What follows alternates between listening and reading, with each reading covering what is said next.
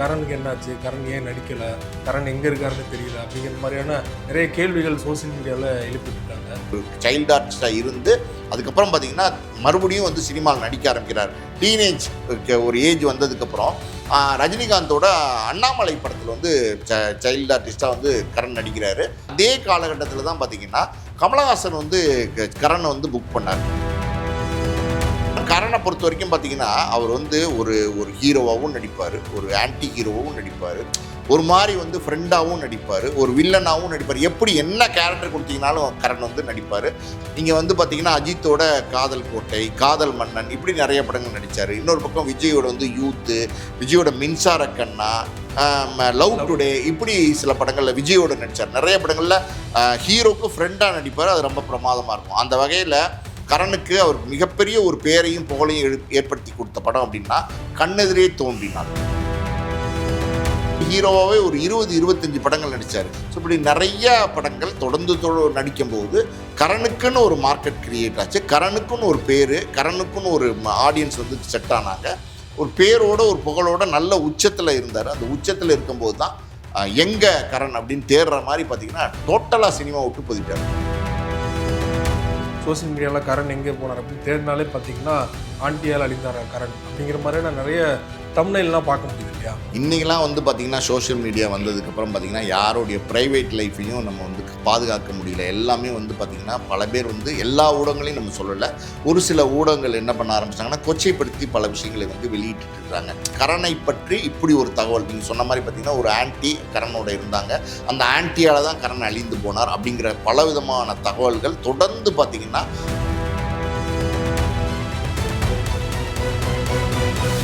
Media circle நேயர்களுக்கு வணக்கம். இன்றைக்கு நம்மோட நேர்காணலுக்காக ஆஸ்கார் மூவிஸ் தயாரிப்பாளர் பாலாஜி பிரபு அவர்கள் நம்மோடு இருந்திருக்கார். அவரோடு பேசலாம். சார் வணக்கம். வணக்கம். தமிழ் சினிமாவில் ஒரு காலத்தில் முன்னணி நடிகராக முக்கியமான நடிகராக இருந்தவர் கரண். ரஜினி, கமல், அஜித், விஜய், பிரசாந்த், விஜயகாந்த் அப்படி முக்கியமான நடிகர்கள், முன்னணி நடிகரோடு எல்லோரும் சேர்ந்து நடிச்சிருக்காரு முக்கியமான கதாபாத்திரத்தில். ஒரு 10 வருடங்களாக பார்த்தீங்கன்னா கரனுக்கு என்னாச்சு, கரண் ஏன் நடிக்கலை, கரண் எங்கே இருக்காருன்னு தெரியல அப்படிங்கிற மாதிரியான நிறைய கேள்விகள் சோசியல் மீடியாவில் எழுப்பிட்டு இருக்காங்க. குறிப்பாக கரண் என்ன சார் ஏன் நடிக்கிறது நிப்பாட்டினாரு, எங்கே இருக்காரு இப்போ, அவரை பற்றி சொல்லுங்கள். நீங்கள் சொன்ன மாதிரி பார்த்தீங்கன்னா 2016 உச்சத்தில் சிவான்னு ஒரு படம் வந்துச்சு. அந்த படத்தில் வந்து கரண் ஹீரோவாக நடித்தார். அதுக்கப்புறம் வந்து கரண் வந்து எந்த படத்துலையுமே நடிக்கலை. கிட்டத்தட்ட பாருங்களேன், 2016 இன்றைக்கி 2026 நம்ம இருக்கோம். 10 வருஷமாக கரண் வந்து எந்த படத்துலையும் நடிக்கலை. கரனை வந்து ஒரு சின்ன கதாபாத்திரத்தில் கூட நம்ம வந்து படத்தில் பார்க்க முடியல. கரண் எங்கே இருக்காரு அப்படின்றது நம்ம யாருக்குமே தெரில. நிறைய அதாவது வந்து சினிமா விழாக்கள் நடக்கும், அவார்ட் ஃபங்க்ஷன் நடக்கும், எங்கேயுமே வந்து கரனை பார்க்க முடியல. ஸோ கரண் எங்கே இருக்காரு, கரண் என்ன ஆனார் அப்படிங்கிற கேள்வி பொதுவாக பார்த்திங்கன்னா ரசிகர்கள்ட்ட வந்து எழ ஆரம்பிச்சிச்சு. இதுதான் உண்மை. காரணம் என்னென்னா 10 வருஷமாக ஒருத்தரை வந்து காணலை, 10 வருஷமாக ஒருத்தரை பற்றி தகவலே இல்லை அப்படின்னும் போது இந்த கேள்வி வரதான் செய்யும். இது நியாயமான கேள்வி தான். கரண் அப்படின்னு எடுத்துக்கிட்டிங்கன்னா சைல்டு ஆர்டிஸ்ட்லேருந்து வந்தவர். அதாவது சின்ன வயசுலேருந்து பார்த்திங்கன்னா கரண் வந்து பிரமாதமாக நடிப்பார். சின்ன வயசுலலாம் ஏகப்பட்ட படங்கள் பண்ணியிருக்காரு. கிட்டத்தட்ட பார்த்திங்கன்னா 50க்கும் மேற்பட்ட படங்கள் சைல்டு ஆர்டிஸ்டாகவே கரண் வந்து நடிச்சிருக்காரு. சைல்டு ஆர்டிஸ்டாக பார்த்திங்கன்னா ரொம்ப துருன்னு ரொம்ப சாமிங்காக ரொம்ப பிரமாதமாக நடிப்பார் கரண். மலையாளத்தில் வந்து கரண் ரொம்ப ஃபேமஸ். சைல்டு ஆர்டிஸ்டாக வந்து மாஸ்டர் ரகு அப்படிங்கிற பேரில் நிறைய படங்களில் நடிச்சிருக்காரு. தமிழ்லேயுமே நிறைய படங்களில் வந்து சைல்டு ஆர்டிஸ்டாக நடித்தார். அப்புறம் வந்து கரண் வந்து சில காலங்கள் அது வந்து எங்கே இருக்காருன்னே தெரியாமல் இருந்தது. அது வழக்கமாக பல பேருக்கு நடக்கும். சைல்டு ஆர்டிஸ்டாக ஒரு 7-8 வயசில் நடிப்பாங்க. அப்புறம் ஒரு 18-20 வயசு வரும்போது தான் ஒரு ஹீரோ மெட்டீரியலாக மாறுவாங்க. அது வரைக்கும் ஒரு சின்ன ஒரு கேப் விழுந்துடும், ஒரு இடைவேளை இருக்கும். அந்த வகையில் பார்த்திங்கன்னா இந்த சைல்டு ஆர்டிஸ்டாக பிரபலமாக இருந்த பல பேர் ஒரு காலகட்டத்துக்கு அப்புறம் ரொம்ப பிரமாதமாக வருவாங்க அப்படின்னு சொல்லி பேசப்பட்ட பல சைல்டு ஆர்டிஸ்ட் வந்து பார்த்திங்கன்னா பெருசாக வரமாட்டாங்க. அப்படியே வந்து இருக்கிற இடம் தெரியாமல் போயிடுவாங்க. அந்த வகையில் நம்ம சொல்லணும்னு வச்சுக்கோங்களேன், அஞ்சுன்னு ஒரு நடிகை, அவங்கெல்லாம் பார்த்திங்கன்னா ரொம்ப பிரமாதம் நடிப்பாங்க, எக்ஸலண்ட்டாக நடிப்பாங்க. குறிப்பாக வசந்த் டைரக்ட் பண்ண கேளடி கண்மணி படத்துலலாம் ரொம்ப சூப்பராக நடிச்சிருப்பாங்க. ரொம்ப பெர்ஃபார்மன்ஸ் வந்து அந்த சின்ன வயசுலேயே பிரமாதமாக கொடுக்கக்கூடியவங்க. இன்னொரு பக்கம் பார்த்தீங்கன்னா ஹாஜா ஷெரீஃப்னு ஒரு நடிகர் இருந்தார். அவரெல்லாம் சைல்டு ஆர்டிஸ்டாக நடித்தப்ப அவர் அந்த நாட்களில் நடிச்சிருப்பார் பாக்கியராஜ் அம்பிகாவோட. அப்போல்லாம் என்ன சொன்னாங்கன்னா, இவர் நாளைக்கு பின்னாடி பெரிய ஹீரோவாக வருவார், இவருக்கு ஒரு பெரிய எதிர்காலம் காத்திருக்குன்னு சொன்னாங்க. இன்னொரு பக்கம் பார்த்தீங்கன்னா மகேந்திரன், மாஸ்டர் மகேந்திரன், இப்போ கூட மாஸ்டர் படத்தில் நடித்தார்ல, அவர் சைல்டு ஆர்டிஸ்டாக நடிக்கும்போது பார்த்தீங்கன்னா ரொம்ப துருன்னு நடிப்பார், ரொம்ப எக்ஸலண்ட்டாக நடிப்பார். எல்லாரையும் அட்ராக்ட் பண்ணக்கூடிய ஒரு டேலண்ட் வந்து மகேந்திரன் இருந்துச்சு. அப்போ மகேந்திரனை பற்றி பேசினாங்க, மகேந்திரன் பெரிய லெவலில் பெரிய ஹீரோ வருவார்னு. ஆனால் இதெல்லாம் நடக்காமே போச்சு. பல பேர் சைல்டு ஆர்டிஸ்டாக பாப்புலராக இருப்பாங்க. அதுக்கப்புறம் வந்து ஹீரோவாக வருவாங்க, ஹீரோயினாக வருவாங்கன்னு நினைக்கும் போது அவங்க அப்படியே வராமலே போயிடுவாங்க. ஒரு சிலர் தான் வந்து பிரமாதமாக வந்து சைல்டு ஆர்டிஸ்டாக இருந்தவங்க வந்துருவாங்க. அந்த மாதிரி நம்ம சொல்லணும்னா கமலஹாசன் வந்து பெருசாக வந்தார், சிம்பு பெருசாக வந்தார். இன்னொரு பக்கம் பார்த்தீங்கன்னா ஸ்ரீதேவி, மீனா இவங்கெல்லாம் ரொம்ப ரொம்ப பிரபலமாக பெரிய உச்சத்தில் சினிமா துறையில் மிகப்பெரிய ஒரு உச்சத்தை அடைஞ்சாங்க.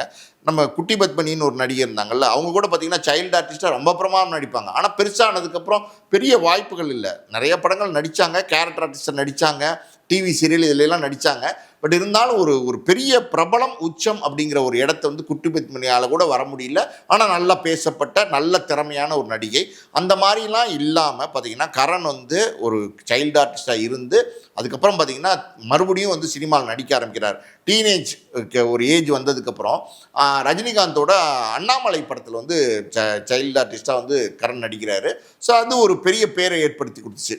பார்த்தாங்க சைல்டு ஆர்டிஸ்டாக இருந்த கரண் வந்து பெருசாக நல்லா வளர்ந்து நல்லா இருக்காரு அப்படின்னு பார்த்தாங்க. அதே காலகட்டத்தில் தான் பார்த்தீங்கன்னா கமலஹாசன் வந்து கரணை வந்து புக் பண்ணார். நம்ம ஒரு படத்தில் வந்து ஒரு காலேஜ் சப்ஜெக்ட்டு ஒரு ப்ரொஃபஸர் கேரக்டர் நடிக்கிறாரு. ஒரு மாதிரி ஒரு முரடான ஒரு ரக்கடான ஒரு பையன் வேணும் அந்த காலேஜ் ஸ்டூடெண்ட்டு. சொல்லப்போனால் அது ஒரு ஆன்டி ஹீரோ, இன்னும் சொல்லப்போனால் வில்லன்னே நம்ம சொல்லலாம். அப்படி ஒரு கேரக்டர். அது யாரை போடலாம் அப்படின்னும் போது கரணை வந்து கமலஹாசன் சூஸ் பண்ணி எடுக்கிறார். பொதுவாக கமலஹாசனை பொறுத்த வரைக்கும் நல்ல திறமையான ஆட்களை தான் அவர் தேர்ந்தெடுப்பார். அப்படி திறமை இல்லைன்னா அவர் பக்கத்துலேயே நெருங்க முடியாது. ஸோ கமலஹாசன் வந்து கரண் நிச்சயமாக பெரிய உயரத்துக்கு வருவார், நிச்சயமாக பெரிய ஆளாக வருவார்னு அவர் சூஸ் பண்ணி எடுத்து நம்ம ஒரு படத்தில் நடிக்க வச்சார். நம்ம ஒரு படம் அது வந்து பெருசாக பேசப்படலைன்னா கூட, ஆனால் நம்ம ஒரு படத்தில் கரணுக்கு வந்து நல்ல ஒரு பேர் கிடச்சிச்சு, பெரிய ஒரு வெளிச்சம் கிடச்சிச்சு, ஒரு பெரிய அடையாளம் கிடச்சிச்சு. அதுக்கப்புறம் கரணை பொறுத்த வரைக்கும் பார்த்தீங்கன்னா அவர் வந்து ஒரு ஹீரோவாகவும் நடிப்பார், ஒரு ஆன்டி ஹீரோவாகவும் நடிப்பார், ஒரு மாதிரி வந்து ஃப்ரெண்டாகவும் நடிப்பார், ஒரு வில்லனாகவும் நடிப்பார். எப்படி என்ன கேரக்டர் கொடுத்தீங்கனாலும் கரண் வந்து நடிப்பார். ஸோ அந்த வகையில் அஜித், விஜய், பிரசாந்த் எல்லாம் உச்சத்தில் இருக்கும்போது அவங்களோடையெல்லாம் சேர்ந்து நிறைய படங்கள் நடிச்சிருக்காரு. ரஜினி கமலோட நடித்ததுக்கப்புறம் நீங்கள் வந்து பார்த்தீங்கன்னா அஜித்தோட காதல் கோட்டை, காதல் மன்னன், இப்படி நிறைய படங்கள் நடித்தார். இன்னொரு பக்கம் விஜயோட வந்து யூத்து, விஜயோட மின்சார கண்ணா, லவ் டுடே, இப்படி சில படங்களில் விஜயோட நடித்தார். நிறைய படங்களில் ஹீரோக்கு ஃப்ரெண்டாக நடிப்பார். அது ரொம்ப பிரமாதமாக இருக்கும். அந்த வகையில் கரணுக்கு அவருக்கு மிகப்பெரிய ஒரு பேரையும் புகழையும் ஏற்படுத்தி கொடுத்த படம் அப்படின்னா கண்ணெதிரே தோன்றினாள். பிரசாந்த் ஹீரோ, கரண் வந்து அந்த படத்தில் வந்து பிரசாந்தோட ஃப்ரெண்டாக நடிச்சிருப்பார். வில்லன் கிடையாது, ஒன்றும் கிடையாது. ஆனால் ஒரு ஃப்ரெண்டு கேரக்டரை அந்த அளவுக்கு அழுத்தமாக நடிக்க முடியும். மக்கள்கிட்ட வந்து அந்த ஃப்ரெண்டு கேரக்டர் மேலே ஒரு பெரிய அபிமானத்தை ஏற்படுத்த முடியும். அப்படின்னா அதுக்கு உதாரணம் வந்து கண்ணெதிரே தோன்றினாள். பிரசாந்தும் கரணும் உண்மையாலுமே ஃப்ரெண்ட்ஸா அப்படிங்கிற மாதிரி பார்த்தீங்கன்னா பிரமாதமாக வந்து பண்ணியிருப்பார். நிறைய படங்கள் தொடர்ந்து அவர் பண்ண படங்கள்லாம் பூவெல்லாம் கேட்டுப்பார், சொல்லாமலே, இப்படி ஏகப்பட்ட படங்களில் வந்து கரண் வந்து நடித்தார். பிரபலம், அதாவது வந்து கரணை வந்து தமிழ்நாட்டு மக்களுக்கு எல்லாருக்குமே வந்து கரணை தெரியும். ஸோ அப்படி ஒரு சூழலில் தான் எல்லாருக்குமே ஒரு ஆசை வரும் ஒரு காலகட்டத்துக்கு அப்புறம். நிறைய படங்கள், இன்னும் சொல்லப்போனால் எப்படி சொல்கிறது, ஒரு நாளைக்கு 3 படங்கள் நடிப்பார். 3 கால் ஷீட்டுன்னு சொல்லுவாங்க. காலையில் ஒரு படம், மத்தியானம் ஒரு படம், நைட்டு ஒரு படம், இப்படியெல்லாம் வந்து நடிச்சிட்டு இருந்தார். அவ்வளோ பிஸியாக இருந்தார். நிறையா படங்கள் நடித்தார். பொதுவாக எப்படின்னா ஒரு ஒரு ஒரு ஆன்டி ஹீரோவோ அவர் யாரோ, ஆனால் வந்து ஆடியன்ஸோட கனெக்ட் ஆகணும், ஆடியன்ஸுக்கு வந்து பிடிக்கணும். அப்போ தான் வந்து அந்த ஆர்டிஸ்ட்டு பெருசாக வந்து ரீச் ஆக முடியும். அந்த மாதிரி வந்து கரணுடைய நடிப்பு அது ரொம்ப எக்ஸலண்ட்டாக இருக்கும், ரொம்ப இயல்பாக இருக்கும். நிறைய பேர் சொல்லுவாங்க, சில விமர்சனம், கரண் வந்து கொஞ்சம் ஓவர் ஆக்டிங் பண்ணுவார் அப்படின்லாம் சொல்லுவாங்க. ஆனால் கரணுக்கு அந்த ஆக்டிங் தான் தேவைப்பட்டது. அதுதான் வந்து மக்கள்கிட்ட வந்து கரணை வந்து பிரபலப்படுத்திச்சு. தமிழ்நாட்டு மக்களில் எல்லாருக்குமே தெரிஞ்ச ஒரு நடிகராக கரண் வந்தார். ஒரு பெரிய மார்க்கெட், அதாவது ஒரு கேரக்டர் ஆர்டிஸ்ட், ஒரு வில்லன், அந்த மாதிரி வந்து நடிக்கக்கூடிய ஒரு கரணுக்கு ஒரு பெரிய மார்க்கெட் கிரியேட் ஆகி எல்லாரையும் மாதிரி வந்து கரணுக்கும் ஹீரோவாக நடிக்கணும்னு ஒரு ஆசை வந்துச்சு. அப்படி தான் வந்து அவர் முதல்ல ஒரு படம் நடிக்கிறாரு, கலர் கனவு அப்படின்னு ஒரு படம். அந்த படத்தில் வந்து குஷ்பு ஹீரோயின், கரண் ஹீரோ, குஷ்பு வந்து அந்த படத்தில் வந்து ஹீரோயினாக நடிச்சிருப்பாங்க. அது நல்ல ஒரு பேசப்பட்ட படமாக இருந்தது அன்றைய கால சூழ்நிலையில். பெரிய வெற்றி படம்னு சொல்ல முடியாது. அதுக்கப்புறம் கொக்கின்னு ஒரு படம் நடித்தார். அதெல்லாம் நீங்கள் இப்போ போய் பார்த்தீங்கன்னாலும் அது அவருடைய ஸ்டைலில் ரொம்ப வித்தியாசமாக அந்த படத்தில் நடிச்சிருப்பார். அது பேச மாட்டார் அந்த படத்தில், சைலண்டாக வந்து. ஆமாம், அதான் சொல்கிறேன்ல, எந்த கேரக்டர் கொடுத்தாலும் ரொம்ப ரொம்ப பிரமாதமாக பண்ணுவார். ஸோ அந்த கொக்கி படம் வந்து கரனுக்கு வந்து ஒரு பெரிய பேர் எடுத்து கொடுத்துச்சு. அதுக்கப்புறம் கரண் வந்து பார்த்தீங்கன்னா தம்பி வெட்டோத்தி சுந்தரம்னு ஒரு படம் நடித்தார், அதுவும் நல்ல படம். அதுக்கப்புறம் கந்தான்னு ஒரு படம் நடித்தார், காத்தவராயன் ஒரு படம் நடித்தார். கரண் வடிவேலு காம்பினேஷன் அப்படின்னா அந்த காமெடி நீங்கள் போய் பார்த்தீங்கன்னா அந்த காத்தவராயன் படத்தில் எக்ஸலண்ட்டாக இருக்கும், அந்த பிரமாதமாக பண்ணியிருப்பாங்க. ஸோ அது ஒரு பெரிய பேரை கொடுத்துச்சு. ஸோ இந்த படித்துறை பாண்டியன் ஒரு படம் நடிச்சிருப்பாரு, நிறைய படம் நடித்தார் சார். படிப்புரை தாண்டி இன்னும் நிறைய படங்கள் நடித்தார். கிட்டத்தட்ட பார்த்தீங்கன்னா எனக்கு தெரிஞ்ச ஹீரோவாகவே ஒரு 20-25 படங்கள் நடித்தார். கருப்புசாமி குத்தைக்காரன் ஒரு படம் நடித்தார். ஸோ இப்படி நிறைய படங்கள் தொடர்ந்து நடிக்கும்போது கரனுக்குன்னு ஒரு மார்க்கெட் கிரியேட் ஆச்சு, கரனுக்குன்னு ஒரு பேர், கரனுக்குன்னு ஒரு ஆடியன்ஸ் வந்து செட் ஆனாங்க. ஒரு பேரோட ஒரு புகழோட நல்ல உச்சத்தில் இருந்தார். அந்த உச்சத்தில் இருக்கும்போது தான் எங்கே கரண் அப்படின்னு தேடுற மாதிரி பார்த்தீங்கன்னா டோட்டலாக சினிமா விட்டு போயிட்டார். ஒரு எப்படின்னா திடீர்னு சினிமாவுக்கு வந்து திடீர்னு காணா போனவர் கிடையாது. சில பேர்லாம் எப்படின்னா மார்க்கெட் இல்லாமல் வந்து சினிமாலேருந்து ஒதுங்கிடுவாங்க. நம்ம ஒரு உதாரணத்தை சொல்லணும்னா இங்கே நம்ம குறைச்சி மதிப்பிடல, அப்பாஸ் எல்லாம் வந்து முதல்ல நடிச்சப்ப இந்த காதல் தேசம் நடித்தப்ப இவர் தான் வந்து தமிழ் சினிமாவின் அடுத்த மிகப்பெரிய சூப்பர் ஸ்டார்னு பேசப்பட்டார். ஆனந்த விகடன் குமுதம் 2 சூப்பர் பத்திரிக்கை அன்றைக்கி இருந்த பிரபல பத்திரிக்கையில் 2 வாரத்துலையும் பொதுவாக பார்த்தீங்கன்னா குமுதத்துல எல்லாம் பெண்களை தான் அட்டப்படமாக போடுவாங்க, நடிகைகளை. ஆனால் அப்பாஸை வந்து அட்டப்படமாக போட்டாங்க. ஆனந்த விகடனில் எப்படின்னா நடிகர்கள் எல்லாம் பெருசாக அட்டப்படத்தில் போட மாட்டாங்க, அவங்க வேற ஒரு ஸ்டைலாக பண்ணுவாங்க. ஆனால் அவங்க அப்பாஸை வந்து அட்டப்படத்தில் போட்டாங்க. 2 பேரும் 2 பத்திரிகைகளும் கொண்டாடிச்சு ஒரே வாரத்தில். வந்து இவர் வந்து தமிழ் சினிமாவில் மிகப்பெரிய ஒரு புதிய வரவு, மிகப்பெரிய ஒரு உச்சத்தையும் உயரத்தையும் பிடிப்பார். ஆனால் அந்த அப்பாஸ் வந்து காணா போயிட்டார். காரணம் என்ன அப்படின்னா அப்பாஸ் ஒரு சில கதைகளுக்கு மட்டும்தான் செட் ஆவார். ஒரு காதல் நாயகன் லவ் பண்ணுறாரு, சாஃப்ட் ஹீரோ, அப்படி தான் நடிக்க முடியும். அதை தவிர்த்து பெரிய கேரக்டரை வந்து அப்பாஸால் ஷோல்டர் பண்ண முடியல. அதனால் ஒரு காலகட்டத்துக்கு அப்புறம் ஃபேட் அவுட் ஆகிட்டார். அப்பாஸும் வந்து ரஜினியோட நடித்தார், கமலோட நடித்தார், எல்லாம் இருந்துச்சு. ஆனால் வந்து அப்படியே ஃபேட் அவுட் ஆகிட்டார், மார்க்கெட் இல்லாமல் போயிட்டார். அதனால் சினிமா துறையை விட்டு ஒதுங்கி நியூசிலாண்டில் போய் வேலை பார்க்குறாரு, மெக்கானிக்காக அது இதுன்னு. அது ஓகே அது. ஆனால் இவர் கரனை பொறுத்த வரைக்கும் எப்படின்னா இவர் மார்க்கெட்டில் இல்லாமல் போய் வெளியில் போகல, ஃபீல்டு அவுட்டு. கரனுக்கு நல்ல மார்க்கெட் இருந்துச்சு, நல்ல பேர் இருந்துச்சு, நல்ல நடிகருங்கிற ஒரு முத்திரை இருந்துச்சு. இதெல்லாம் இருக்கும்போது வந்து கரண் வந்து பார்த்திங்கன்னா மார்க்கெட் விட்டு போயிட்டார். ஸோ அதுதான் ஏன் கரண் போனார் அப்படிங்கிற கேள்வி எழுப்பி. குறிப்பாக கோவிட் டைமில் நினைக்கிறேன் அவரை பற்றி நிறைய சோஷியல் மீடியாவில் பேசும்போது ஷோ அப்படிங்கிற அவருடைய டைலாக், அந்த மியூசிக் ஒரு இதை வச்சு ரொம்ப இந்தியா ஃபுல்லாக ட்ரெண்டிங் பண்ணாங்கன்னு நினைக்கிறேன். ரொம்ப நாளாக அந்த ட்ரெண்டிங் போயிட்டு இருந்தது. அப்போ கூட கரண் எங்க அப்படின்லாம் கேள்வி எழுப்பிட்டு இருந்தாங்க.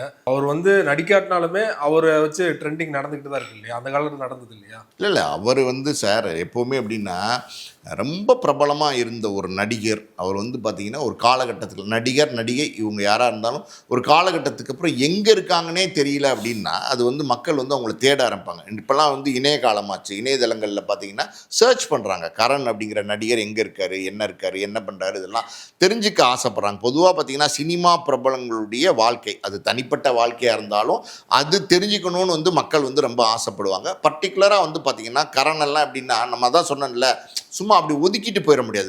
கரணை பொறுத்த வரைக்கும் நல்ல திறமையான நடிகர். இன்றைக்கி மறுபடியும் கரண் ஒரு படத்தில் நடிக்க வந்தால் கூட மறுபடியும் கரண் வந்து மீண்டும் நடிக்கிறார் அப்படின்னு சொன்னால் மீண்டும் ஒரு பேரை வந்து கரனால் வந்து கிரியேட் பண்ண முடியும், மீண்டும் அந்த மார்க்கெட்டை வந்து கரனால் பிடிக்க முடியும். அரவிந்த் சாமி மாதிரி. ஆமாம்மா, அரவிந்த் சாமி வந்து அரவிந்த் சாமி கூட நம்ம கரணோட சேர்க்க முடியாது. அரவிந்த் சாமி ஒரு மாதிரி எலைட் கிட் மாதிரி ஒரு கேரக்டரில் தான் அவரால் நடிக்க முடியும். அது தனி ஒருவனில் ஒரு கம்பேக் கொடுத்தாரு, ஆனால் பெருசாக அடுத்து வர முடியல பாருங்கள். அதான் ஒரு எலைட் கிட்டுன்னு சொல்லலாம். ஆனால் கரண் அப்படி இல்லை, மக்களோட கனெக்ட் ஆனவர். நீங்கள் பக்கத்து வீட்டு பையன் மாதிரி இருப்பார், யதார்த்தமாக பேசுவார், அவருடைய நடிப்பு எல்லாருக்கும் போய் ஈஸியாக கனெக்ட் ஆகும். அப்படி ஒரு ஆர்டிஸ்டாக இருந்ததுனால இன்றைக்கும் கரண் வந்து மறுபடியும் நடிக்க வந்தார்னா நிச்சயம் அந்த இடத்த வந்து பிடிப்பார்.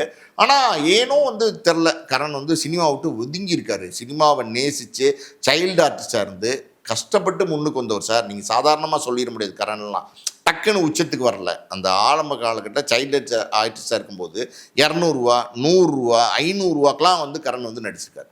ஸோ சினிமாவில் எப்படியாவது நம்ம ஒரு பெரிய இடத்த அடையணும், சினிமாவில் எப்படியாவது பேரும் புகழும் வரணும், ஹீரோவாக வரணும். யாருக்குமே அந்த கனவு இருக்கும், ஹீரோவாக வரணுங்கிறது எல்லாருடைய கனவாக தான் இருக்கும். ஒரு காமெடி நடிகனாக இருந்தால் கூட நாளைக்கு நம்ம ஹீரோ வந்துடணும் அப்படின்னு நினைக்கிறது தான் இயல்பு. அந்த வகையில் தான் சந்தானம், சூரி, யோகி பாபு, வடிவேலு எல்லாருமே ஒரு காலகட்டத்தில் ஹீரோவாக வந்தது. அந்த மாதிரி ஒரு நல்ல ஆர்டிஸ்ட்டு அவர் ஹீரோவாக வரணும்னு நினச்சல தப்பே கிடையாது. ஹீரோ வந்தார், நிறைய படங்கள் நல்ல படங்கள் நடித்தார், நின்னார், அதாவது நின்று ஜெயிச்சு காமிச்சார். அப்படிப்பட்ட ஒரு சூழ்நிலை நான் சொன்னேன்ல, மார்க்கெட் இல்லாமல் ஒரு சினிமா துறையை விட்டு விலகலை, மார்க்கெட் இருந்தும் மார்க்கெட் இருக்கும்போதே சினிமா துறையை விட்டு விலகிட்டார். சில பேர்லாம் எப்படின்னா இப்போ நீங்கள் வந்து நதியான்னு ஒரு நடிகை இருந்தாங்க. நீங்கள் வந்து அவங்க பூவே பூச்சிவிடவா படம் வந்தப்ப அவங்கள பயங்கரமான மார்க்கெட்டு, தீ மாதிரி மார்க்கெட்டு. அவங்க நடித்த படங்கள் எல்லா படங்களுமே நதியா நடித்தா போதும், எல்லா படங்களுமே சூப்பர் ஹிட் டூப்பர் ஹிட். அவங்க வந்து சிவகுமாரோட நடித்தாங்க, சுரேஷோட நடித்தாங்க, பல பிரபலங்களோடு நடித்தாங்க. அவ்வளோ பெரிய உச்சத்துலையும் உயரத்தில் இருந்தாங்க. சொல்லப்போனால் நதியா தோடு, நதியா ஜிமிக்கி, நதியா வளையல் இப்படி வாங்கி மக்கள் வந்து போட்டாங்க, நதியா பார்த்து ஃபாலோ பண்ணாங்க. ஆனால் ஒரு காலகட்டத்துக்கு அப்புறம் குடும்ப வாழ்க்கைக்கு போனதுக்கப்புறம் கணவன் குழந்தைங்க அப்படின்னும் போது பீக்கில் இருக்கும்போதே சினிமா விட்டு விலகினாங்க. ரேவதி கூட பார்த்தீங்கன்னா பீக்கில் இருக்கும்போது சுரேஷ் மேனனை கல்யாணம் பண்ணி அவங்க சினிமா விட்டு விலகினாங்க. ஆனால் மறுபடியும் வந்து சினிமாவுக்கு நடிக்க வந்தாங்க.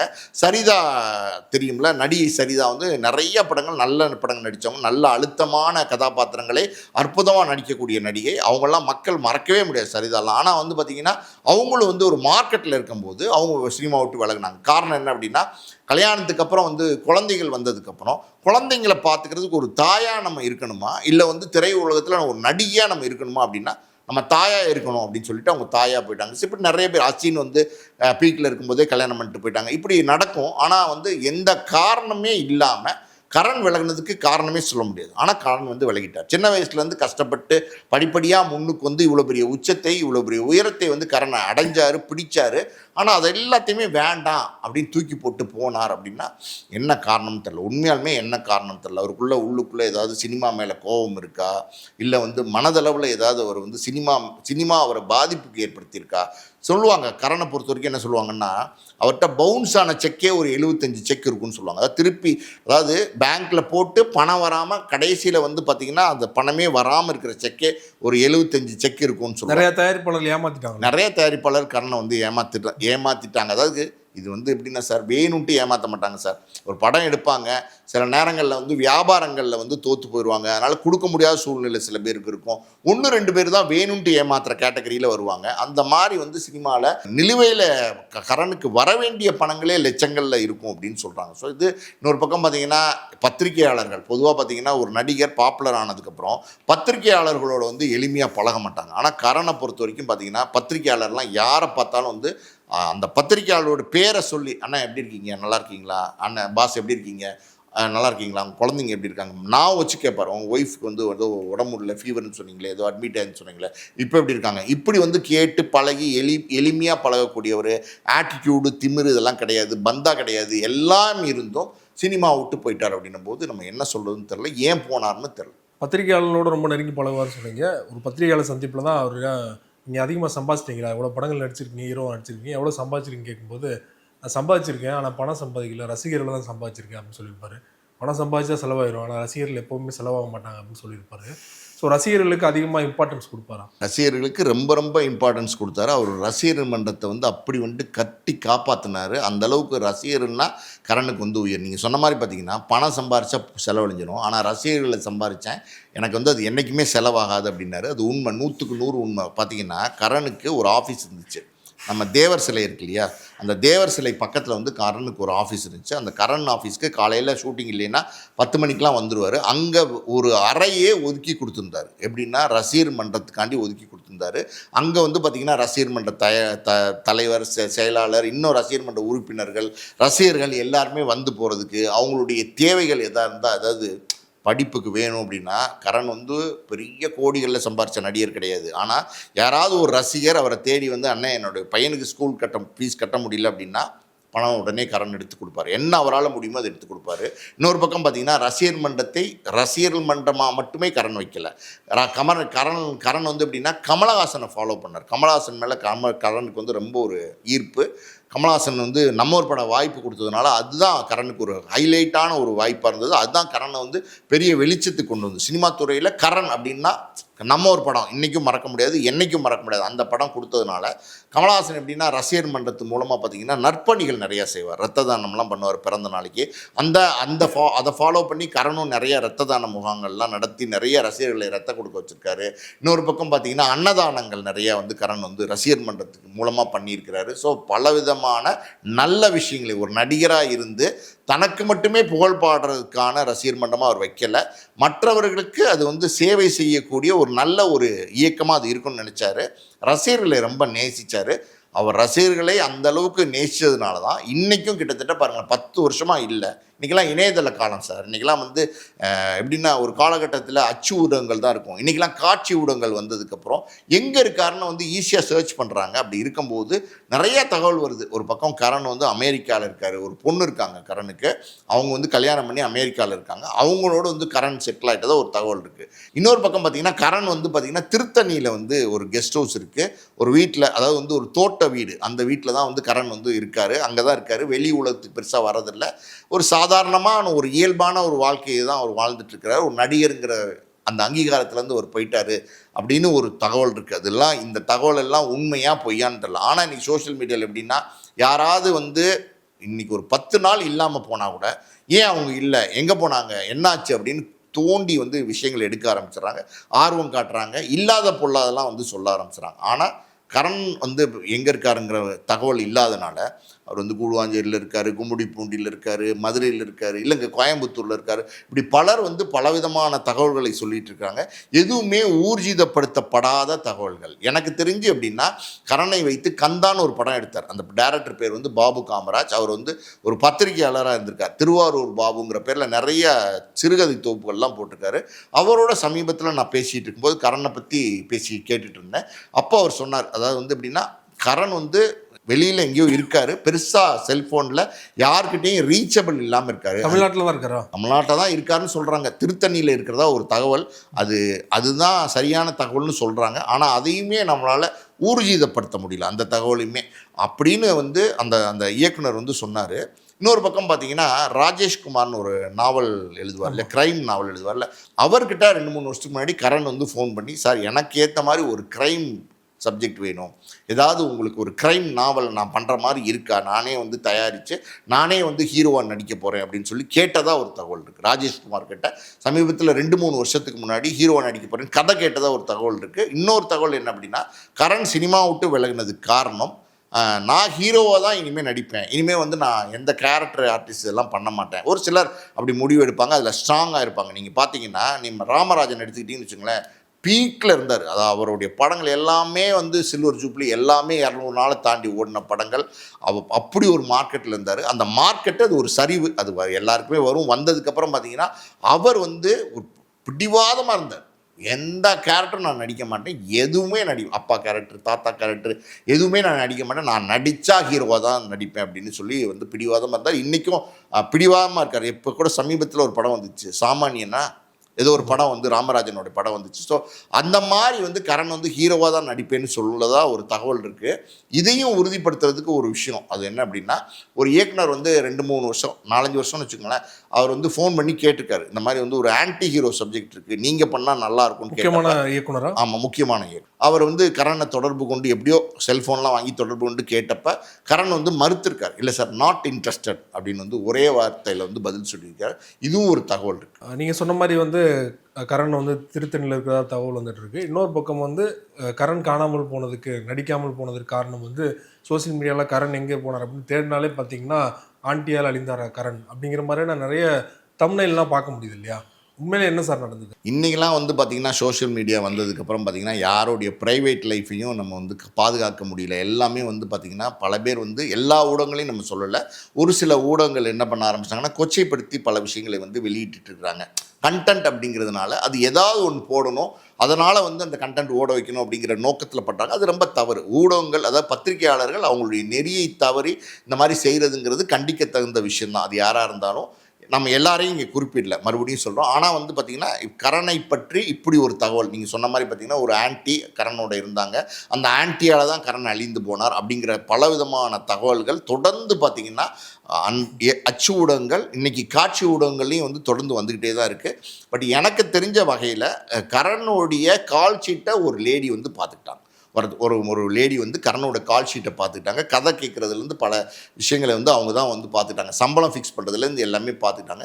இது வரைக்கும் தான் நமக்கு தெரிஞ்ச தகவல்கள். அதுக்கப்புறம் அந்த ஆன்டி அப்படின்னு கரனோட கனெக்ட் பண்ணி பல விஷயங்களை இன்றைக்கி பேசிக்கிட்டு தான் இருக்காங்க, தொடர்ந்து பேசிக்கிட்டு தான் இருக்காங்க. ஆன்டியால் அழிந்தாளா கரண் அப்படின்னு தமிழைன்னு வச்சிங்கன்னா இன்றைக்கி பார்க்குறாங்க. ஸோ மக்களுடைய மனநிலையும் அப்படி இருக்குது. ஸோ அப்படி இருக்குது. அதெல்லாம் வந்து நம்ம யாரையும் ஊர்ஜிதப்படுத்தாத தகவல்களை வச்சு களங்கப்படுத்தி பேச முடியாது. எனக்கு தெரிஞ்சு ஒரு லேடி கரனுக்கு மேனேஜராக ஒர்க் பண்ணாங்க, சில காலம் சில வருடங்கள் இருந்தாங்க. அதுக்கப்புறம் இப்போ கரண் எங்கே இருக்காருன்னே தெரில, யார் எங்கே இருக்காருன்னே தெரியாத ஒரு சூழல் தான் இருக்குது. ஸோ இது தொடர்ந்து இந்த செய்திகள் வந்துட்டு தான் இருக்குது, இல்லைன்னு நம்ம மறுக்க முடியாது. நடிகர் கரண் குறித்து பல்வேறு சுவாரஸ்யமான தகவல்களோட பகிர்ந்து கொண்டீங்க. மிக்க நன்றி சார். நன்றி.